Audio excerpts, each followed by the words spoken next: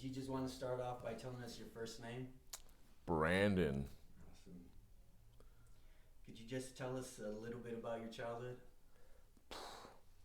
Supremely blessed, it really was.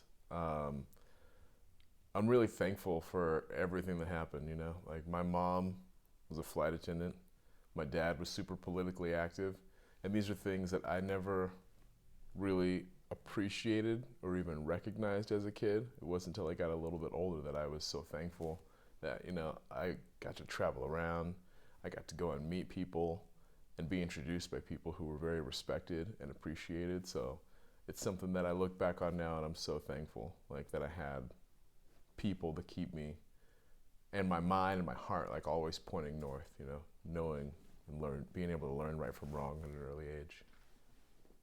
As a kid, did you have any dreams or aspirations? Yeah, I did. I wanted to be a fireman, right? Like every kid wants to be a fireman. Yeah. But it wasn't until, man, I remember riding in the car with my dad and I was like waving to this guy and I thought I was going to get in trouble. My dad's like, no, you can do that. And that's when I was like, I just wanted to meet everybody. Like that was one of my big things. I never knew what I wanted to do exactly, but I knew that I wanted just to get out there and meet people. Like people are my favorite things in the world, and it's you never know who you're sitting next to. So that's been one of my goals is to get out there and literally meet everybody. Could you talk about more about just your general relationship with your dad and more importantly how that relationship felt to you? Yeah. Uh, He's passed away now, but my dad was a very big man, both physically and spiritually, like emotionally. Like when you meet him, like he clears out a room before you even see him. He was one of those big personalities in my life. And I'm again just so thankful for the lessons he taught me without ever saying, I'm teaching you a lesson. It was the way that he walked in his life and handled himself around people. And not just certain people, everybody. He had a certain amount of respect for everybody. How that feel for you growing up? I mean, we always make jokes like you never know how long you're going to be gone with my dad because you never know who he's going to talk to. But it's one of the things that I'm so thankful for, being able to actually invest yourself and your time into the people that you meet, like wholeheartedly doing that. Like you never know who you're sitting next to. And that's one of the gifts that I got from my dad was take time to investigate these people and enjoy your time from them. Like really listen, learn, because you never know what they're teaching you and how that's going to move in your life later on. What about the relationship with your mom and how that felt? Oh man, my mom is literally the most adorable soul in the world. Like she's almost too nice. It's kind of frustrating sometimes. You're like, Mom, come on, like let's go. But she's just the sweetest woman in the world. Like I could go on and on about my mom forever. Like she's just so loving, caring. Like she is just. I feel like she deserves her own like chapter in the Bible. And I say people talk about their mom so much, but I mean she is just will literally give you the shoes off her feet and the shirt off her back. If she knows that that's what you need, and it's gonna get you where you need to go. Like she's just amazing, How did your relationship with her feel? amazing. Like every day, I'm so thankful that she's my mom. And again, like my dad, he had a very hard line. My mom was kind of like the ocean waves. Like it's just like soft and welcoming all the time. So it was really beautiful to have the two of them. And my mom has always been that like loving anchor in my life. Like one of the things I tell people is, ooh, only observe love daily. And my mom is like a perfect example of that. What are the biggest things you learned from them? Just be here. That's the biggest thing is be present, be here in this moment. Like God has done so many things for you. You've had the people in your life that are there both consciously and unconsciously, your job is to be here and do what you can with what you have. Like that's what I've learned from both of them. Could you tell us about your first love? It's whatever you associate as your first love and how that felt. Man. See, I remember seeing this question, and what's crazy is like I honestly thought about my first soccer team. Like it was nice to be around people like that and to have us all moving towards a certain goal. I tried to think about like little grade school girlfriends and stuff like that, but that wasn't it. Like my big thing was really teamwork. I loved, practice on Tuesdays and Thursdays and game time on Saturday, and it was something about us all coming together. Like that really is like my first love, is that connection with people. What about your first loss or heartbreak and how that felt? Now that one I could see. That's a little bit different there. Yeah, I remember moving to Seattle in like 7th grade. It was like, and it was crazy because we're about to register for school here in Denver. And I remember there was this girl, there were 2 Nikkis in our school. There was regular Nikki, and then there was Fine Nikki, and everybody knew who you were talking about, And I remember Fine Nikki looked at me, and we were chatting it up, and I was so excited for school, and I cannot tell you like how like that was, I didn't even want to move. I was like, no, we can't move to Seattle. Like I'm supposed to see Fine Nikki tomorrow, and it just that was probably like the rough one for me. That was bad. How'd you do with that heartbreak? Oh man. It was, it's little teeny bopper love, but I honestly got over it, I think, pretty quick when you in a whole new environment. And again, people are my favorite thing, so being able to interact and grow in a whole new place, it was nice, but it burned a little bit, it definitely burned. Who would you say first taught you what love is and how? Oh, hands down, both my parents, like that was, yeah, absolutely. I'd say my mom, it's hard to say, like both of them did, but my mom, like just the things she would do, even going to church, like there was a lady, we would always pick her up and take her in and drop her back off. And I was like, Mom, how come she doesn't drive herself? And she's like, I don't know, that's not our job to ask those questions, but she wants to go, we're gonna take her. And it was just coming from a place of love. No strings attached, doesn't matter what's going on. Like, I'm going to help you out to the best of my ability. And yeah, my mom is definitely a great role model for love. What's love to you now versus to what it was compared when you were a kid? So your definition of love. Love is that supreme force that cannot be, there's really nothing you can do about it. Like it's this supreme force. Especially with everything going on in the world right now, I think it's really interesting how people take, love and care, whether it be for yourself, for your family, for your friends, and it's kind of being shifted a little bit to make it more like a wedge to divide people apart, when I think as we all start to kind of turn inwards again and accept that loving part of ourselves again, it'll reunite all of us. But love is that supreme thing in the world, and it's almost indescribable.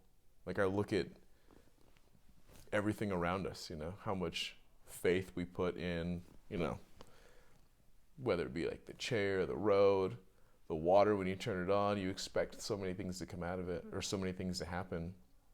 But all that really started with love, people's ideas that have been pushed forward because of the loving interaction that they want to make sure we can have moving forward. Like, yeah, love is such a big idea to me, like such a big concept that, yeah, I could go on about that. How would you say that If you could try and describe to the best of your ability how that love feels. Mm.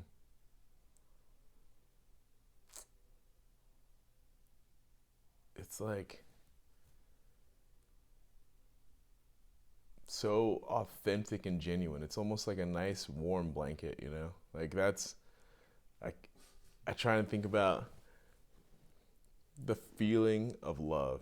That's such a and it's one of those things you know it when you have it, you know? Like you know it when it's there, when it's actually pure, not just excitement or the anticipation of something, but when you are in the presence of love, the things that you'll do, the things that you'll experience, or the things that can happen are amazing, and it's just the most transformative power in the world.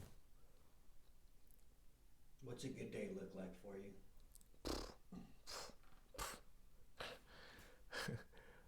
I like to say every day is a good day, it really is, but a great day for me is being able to get up, be around my family, take time to spend with myself, whether that be working out or sitting back and like doodling and writing with a pen,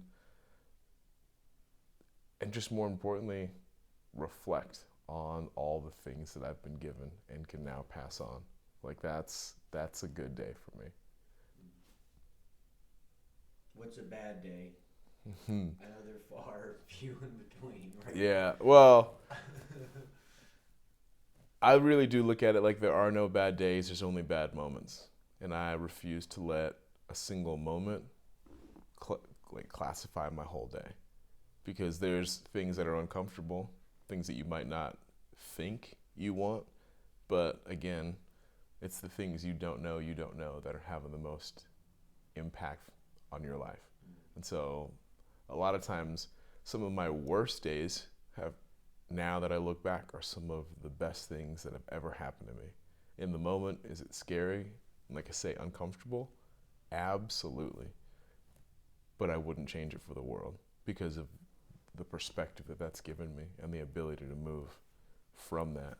So really, a bad day is just a good day with a whole bunch of clothes on it, Like you got to just undress it, tear it down to recognize it for what it is.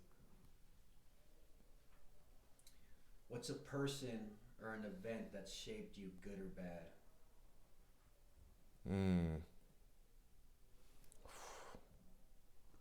A lot. Like I think one of the biggest things that's happened to me, like I was saying, I was in a crazy motorcycle accident and I snapped my pelvis in half, broke my leg, didn't have a helmet on. I crashed at over 100 miles an hour, so I had a severe and traumatic brain injury. Like, I mean, the list of injuries is long and extensive.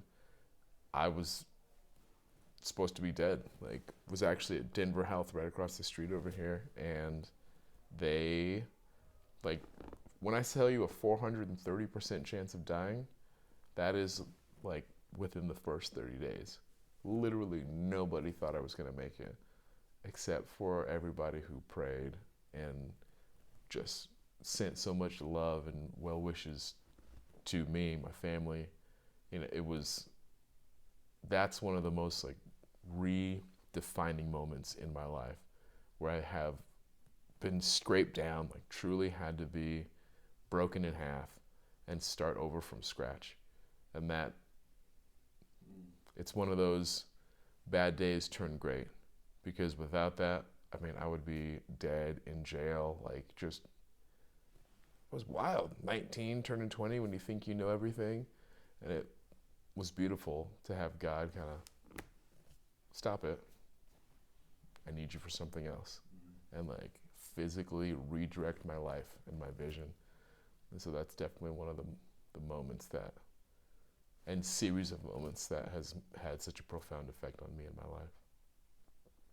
How was that going, starting from scratch? Like the mental process of that, like your inner world during that time? You talked about like a humbling experience. That was it. That was, man, like I was, My nickname in high school was Big Swole, right? I mean, I was basically this same size in high school. And I'm used to, lifting weights, playing sports, being very active. And I remember waking up in the rehab hospital and seeing like these doctors' faces in shock, like talking to me. And I went to physical therapy, and this guy hands me a little pink band. Like you could almost see through it, And I was like, come on, man. Like, I'm curling 90s over here. What am I supposed to do with that? And he's like, give me 5 reps. Give me 5, and we'll move up to the next one. And I remember grabbing it and not even being able to stretch it out. Like, it wasn't budging at all. And I asked him, I was like, how much is that? He's like, 5 pounds. And it just like, at that moment, everything changed. Like, I realized how many gifts I had that I had completely just squandered. And not even squandered, had no appreciation for, no respect for. I just expected all of these things to work. I just thought that, well, I'm Brandon, and this is how it's going to be, and I can do whatever I want, which is right and wrong at the same time, Without that, I was so thankful for the gifts that my family, my dad's dad, my mom's mom, that all these past generations had worked and given me. And I just literally just squandered it all away. So it was truly, like you say, having to start from scratch all over again was scary. And it was very eye-opening, for sure. I remember hearing the sound of these weights, you're like clinking them on, trying to show off and make a bunch of noise in the gym. And then here I am now. I can't even stretch this band. It was just mind-blowing to me. And I couldn't take it. I wasn't willing to accept it, And I asked the physical therapist, what do I need to do to get out of here? And he's like, when you can give me 20 reps of this, we can talk about that. I took that little band back to my room, like tied it up on the bed, and just like struggled every day trying to get it to move. And I remember finally getting it to move and realizing, dang, my body can do it, but you have to put in the demand. It's not just the work. You have to demand performance. And mind-blowing. How was the rehabilitation process for you? Never ending, Like people ask, like, how long did it take you to get back? I'm like, there's no back. There's only going forward. It's never ending. I'm still to this day. I could move, I could run, jump, climb, do all those things, but that's just the physical part, Like I remember when they gave me simple math problems. Like your brain literally doesn't work the same as it did before. Asking me questions about, how many brothers and sisters do you have? Do you know where they live? And I could see their faces. I could tell you about them. But then when I try and think about how do I get to my brother's house? And like a fog would set in. Like I literally could not think about where my brother lived. It was just like I was locked away from this information. And having to like learn how to think and access your own memories again is so scary. It's like, so the rehab process really doesn't ever stop because I know what a fragile line we all walk every single day. So I'm, thankful. That's for sure. So that's pretty much the answer to the humbling experience as well, right? I would assume. Yeah. How do you keep that state of humility? I know a lot of us can get humbled, and then as human beings we forget, right? That's again, God is quite the jokester and has a good way of putting things there, but every day that I get in the shower, look at myself in the mirror, like I recognize, like it's I've been given quite the reminder every single day. And that's just when I can see myself, but just being able to move around, and I really do. And I'm so thankful to see people. Like when I look at people and I watch them, whether it be like a bum on the street or a guy pulling up next to me in a Bentley, I take time to really sit back and give them the credit for what they've done and really interact with them as a person, not a bum or some rich guy or just some random person. I know that we all have got our own struggles. We've all got our own amazing capabilities that we either choose to put on display or not. But I really love to take time to do that, because that's again me giving respect to myself to even have this experience, because I easily could not have. And that's the big one, is staying humble and aware. What inspires you?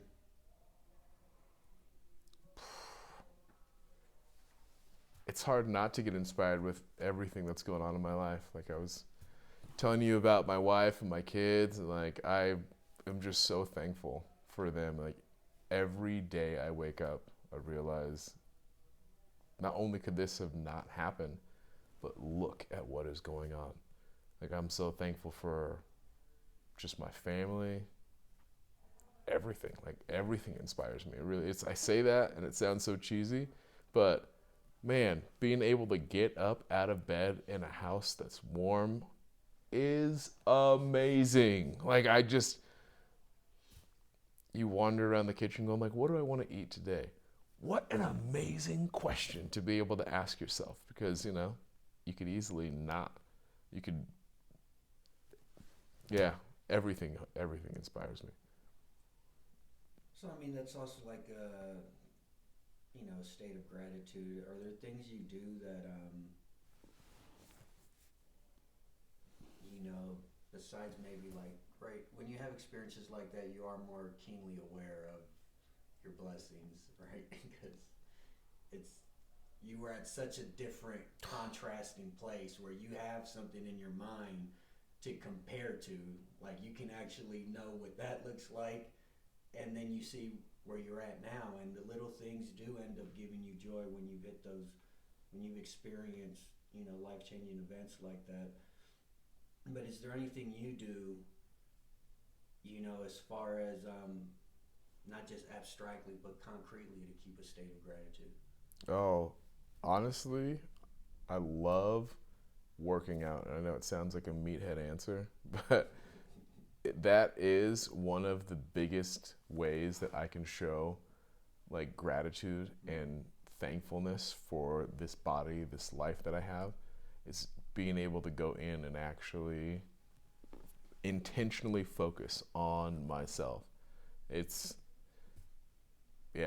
like being able to actually work out. And I think about what is going on inside of my body while it's happening, and what a blessing that is, that you have got literally millions of individual communities working for you, with you, because you made a request, because you made a demand on your body. And it's just, that's one of the best things that anybody can do, I think, is not just work out, but just sit and breathe and sit in wonder of how your body actually works. With every breath you take, you're doing so much more than you'll ever really comprehend. I like to think about it that we have an amazing contract. It's like the cosmic contract. And every breath you take is that agreement to move forward. You don't know where it came from, where all the little oxygen, like all the different particles that we need come from. You just have faith that they're going to be there. And so with every breath you take, that's your acceptance and agreement to continue moving forward. What do you say to somebody who's not moving forward? To somebody who's in a bad place and can't, even though we would argue to say maybe they're living in faith as is by taking that breath and still going, and that is to be commended, right? But how do you get a person over that hump to see the beauty in life? and everybody's different. That's the crazy thing about life, is that we all are looking at the same thing from a different perspective. And so I want to encourage people just to, number one, be patient with yourself with this whole process of life. And, there really is a simple formula. It's education, transformation, maintenance. Like, learn, go out and learn, discover something. What drives you into wonder? Like, what do you actually think about? And go find out about that, because you never know where that rabbit hole is going to take you. But educate yourself, whether it's on yourself, on any area of study that you're really genuinely passionate about. Go and investigate that. And then that education is going to transform you. You have no choice. The more you learn, the more you do. And it's that doing process that is going to lead to you developing something else. And the maintenance part is, don't lose that wonder. Go and do it again and watch what happens. Watch how you change, your relationships change, your whole life changes. Because that's what life does, is change and transform. And you have got a beautiful opportunity to sit in the front row and really watch it happen. And when you're really thankful and blessed, you realize that you actually are a major influence in your own life. I don't like to say you're in control, because that's a whole other conversation, but you have a major influence on the way that you look at and accept this world. So if you really are on the edge and you recognize that, that's a great thing, because there's a lot of people who don't recognize that. So take your time, breathe, and go learn something about yourself and what you actually really want. So for this next question, if you can go in your mind and think, this life event could be mental, physical, or spiritual, can you tell us about a time in your life that you can relate with the word war?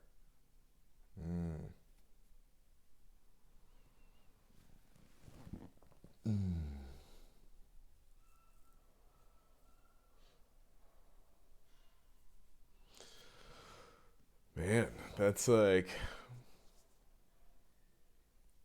war.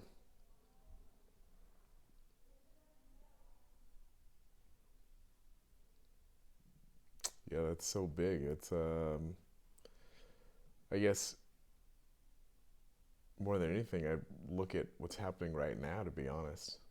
Like, I really do see there is a war going on for, and not to sound cheesy, but like the spirit of humanity. People kind of locking themselves away and feeling like they have to shut the world out, not recognizing that that connection is essential for all of us, And there really is a massive war for our minds, for our soul, for our bodies going on right now. And I want to remind people that you are the front line, and don't be afraid. It's going to happen no matter what, and you are a critical piece to that. So just move forward with love and confidence in yourself. Leave the ego in the back seat, kick him out of the car completely. You are an amazing and transformative being, and don't be afraid to interact with other amazing and transformative beings. How do you describe a war on somebody's soul? You really are a divine, perfect, precious creature. And so I look at the war on somebody's soul as trying to corrupt that. When you can get somebody to naturally look at other people with that skeptic eye, worrying about this, are they going to try and get me? Like, when you can get that person's soul to kind of shrink into themselves again, that's what I look at. And I see it so much right now. People are so worried about so many truly little things that they don't recognize they're the one doing the destructive actions to themselves. So it's like the war for your soul is really stealing your light away. Like you're stealing your light away from yourself by putting it on things that don't actually matter and won't matter moving forward. But how do you fight that war? it's really not even, and it sounds so cheesy, it's not about fighting that war, it's about transcending it. You can choose not to participate in that life. And it becomes really easy when you start to recognize yourself. Really take a look at yourself for just a moment and understand it doesn't matter if you are, 4 years old or 107. You are this amazing collection of cells that have organized and aligned and are moving you forward. So when you really start to look at yourself and recognize how amazing you are, I think that gives you a doorway to look at everything else a little bit different. It's not just these cells that are organizing, but all of us. So really think about what you want to do. Think about who you want to be a part of and what you want to be a part of and what you want to grow and develop, because that's how you start to collect with other people, like-minded, like-spirited, and move forward with authority. And you never know what else you're going to build and develop from that, but it's about that bond in respect for yourself and each other. That's so important. Same type of question. If you can go in your mind and think, this life event can be mental, physical, or spiritual. Can you tell me about a time in your life that you can relate to the word peace? And so peace is one of my favorite words. I love acronyms, right? A buddy of mine, he always says, positive energy always corrects errors. Peace. And that's how he ends every conversation with me every time. Peace. Positive energy always corrects errors. And I'm like, so that's, the word peace is so powerful. And it's like a lot of, the first image that pops up, is again, like sitting down on a beach somewhere, off in some like mountain valley, Yeah. But true peace really is that confidence in yourself and your surroundings, like that.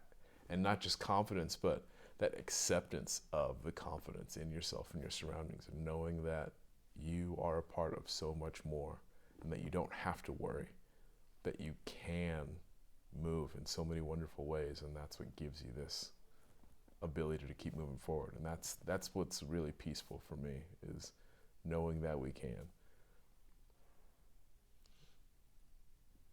Could you tell us about a truly difficult time in your life and how that felt and how you endured? Yeah, I remember, God, I'm trying to think how old I was, probably like 25, 26, living downtown. And I actually like wrote this down. I got to find the book where it was, because I had to just put my hands up and surrender to life itself, because I really didn't know what was going to happen. Didn't know how I was going to pay rent, and it was due in like 2 days, and it was just, wasn't sure what was going on with like my significant other at the time. And it was just, I just remember being so frustrated with life. And I was, like just stuck. I felt like really had no clue what to do next.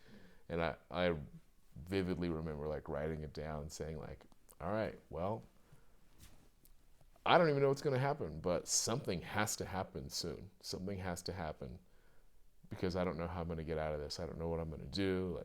And it was really that surrender. I remember I left and actually ended up going to the gym. And that's one of the things that really got me through that. Wasn't even so much working out, but ended up running into somebody who became a client of mine out of nowhere, and it was just like, had I not just kind of, and it really was a surrender to life, like just saying, here we go, like let's find out what's going to happen here, and moving forward that way, I don't know. I mean, yeah, I don't know what would have happened. Like, it really was just like right time, right place. Everything worked out perfectly. Where meet this random person at the gym, they end up giving, signing on with me, start training, and it's crazy how when you think you're done, and then all of a sudden something happens to give you kind of like that mental and financial boost, and you take a breath, and you're like, and all of a sudden you can see again, like, and then you see different parts of your life that you didn't recognize, and it really is about just staying calm and giving yourself that opportunity to see more, because there's so much more that we don't see that's quite literally at our fingertips, that we can access.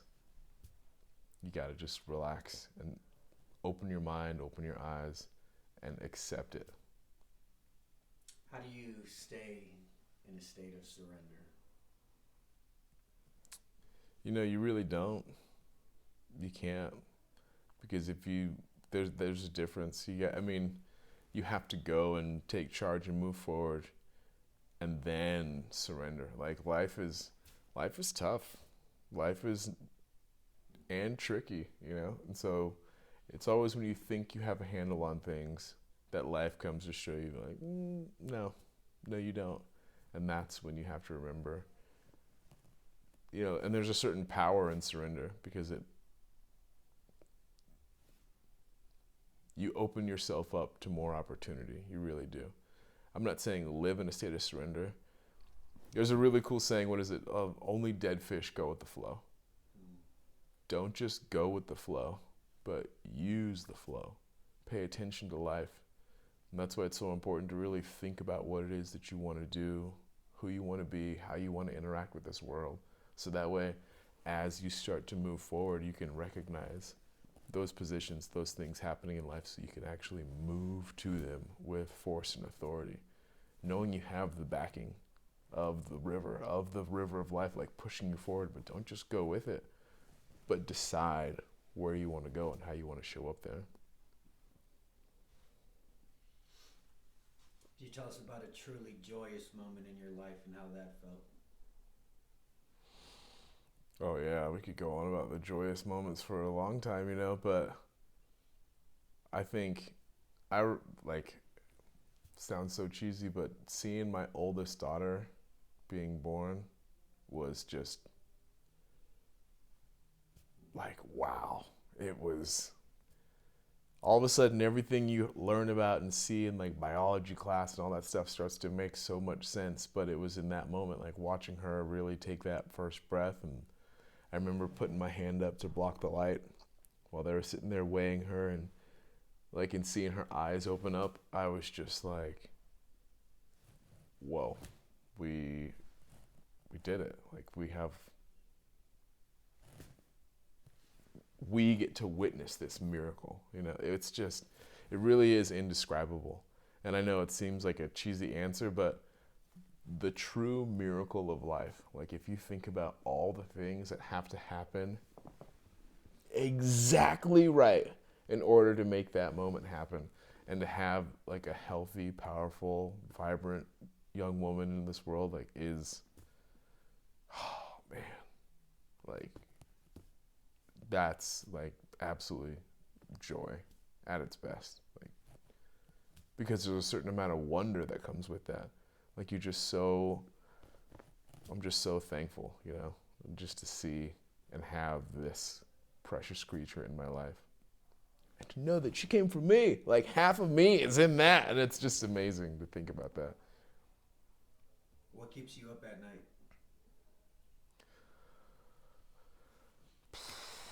Mostly myself, because I'm not gonna lie, man, I sleep hard. So if I'm up, it's probably my fault, Like, we got some, a 1-year-old and a 3-year-old at the house now, and sometimes my wife will be like, "Oh my God, they were up all night," and I'm like, "I'm sorry, yikes, it sounds horrible, babe." But really, the biggest thing that keeps me up at night is thinking about what are we going to do now, and I really want to just remind people how profound and amazing we are, And the thought of people losing that and not recognizing that and giving themselves away to like worry and frustration, like that's the thing that really, I can't say keeps me up at night, but that is one of my worries. Like I really wish I could just hold the big mirror up to the entire human race and just show them how amazing we are. Like a mirror that could zoom in and out of yourself, your life, this world, and actually see what a precious gift we have and are. What keeps you going every day? The opportunity to do just that. Like, again, people are my favorite things. And knowing that every day I wake up, look around and I just think, all right, I'm still in the game. Here we go. Like, let's do it again. Like and every day I'm just so excited to jump back in and do more every single day. And again, you never know who you're going to meet and how it's going to happen. But I'm super thankful that I get to wake up this day, this time, and go find out. Imagine you're in the hospital today with only hours to live. What would be your regrets, if any? Oh, man. And that is a thing I have thought about many times. Like, what if, you had some amazing cosmic doctor who said, you have got 3 hours to live right now. Like, I think my biggest regret is not sharing myself more. Like that's really it. I know I have thoughts and ideas and things that I really want to create and put out into the world to see how that's going to like echo through time.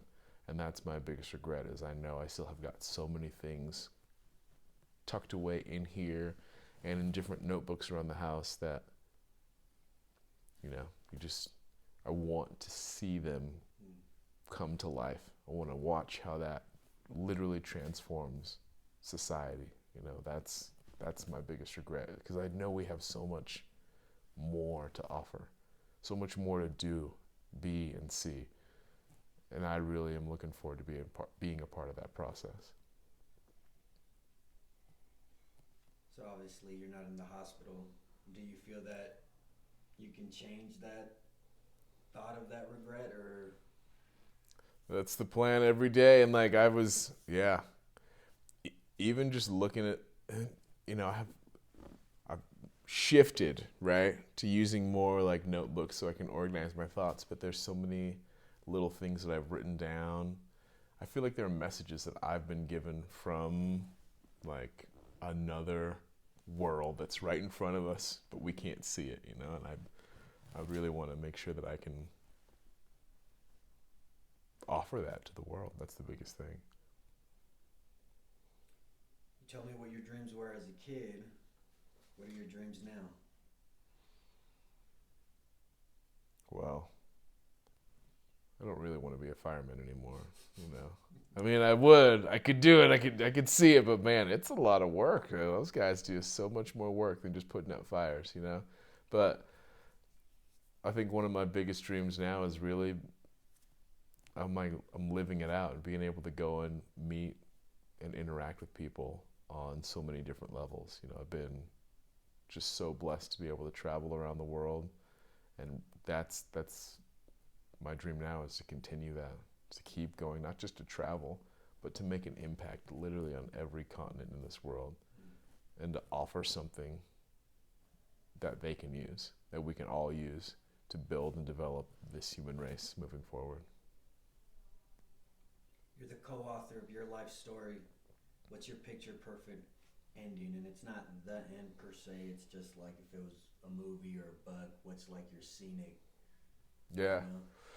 Dude, I can it can go so many different ways. Yeah, but I've thought about my perfect day so many times. Like I could see it so clear, Get up early, get a great workout in, nice long bike ride in the morning, get back to the house, take my kids to school, come home and just love on my wife, head out, train a couple clients that morning, go in and have a meeting of all of my businesses. Like I really see all these different arms of service that we have, and I want to go and just be a part of that and come back, pick the kids up from school, take the family out for a nice like afternoon dinner, and come back and just be surrounded by love that whole time, both my immediate family and extended. Like I really do see all of us coming together and just having the most amazing and triumphant day. Like the whole end of the day is just everybody talking about how much enjoyment and progress they've made, and everybody just working together. And I could see it so clear actually.